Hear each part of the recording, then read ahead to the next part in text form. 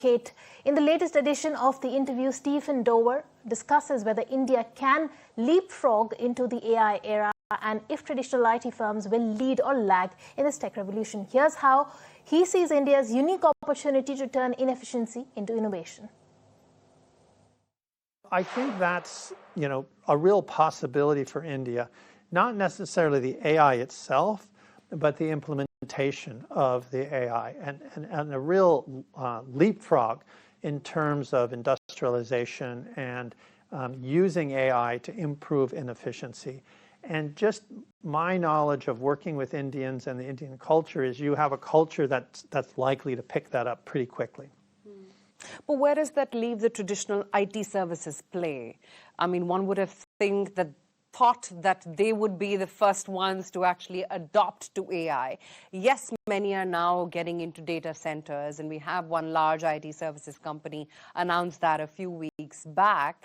But do you really think they will be able to catch up on the entire AI/tech innovation?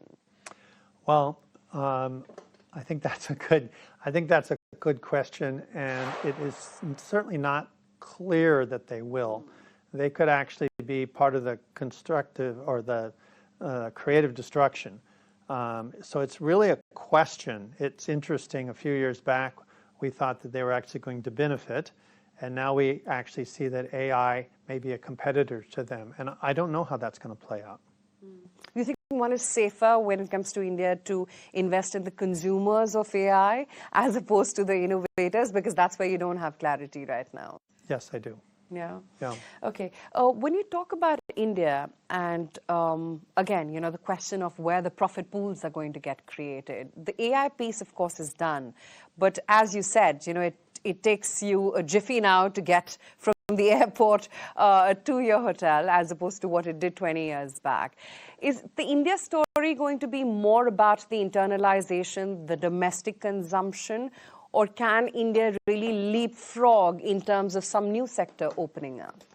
I think that it's a little bit the answer to both of those. So I'll start with the second.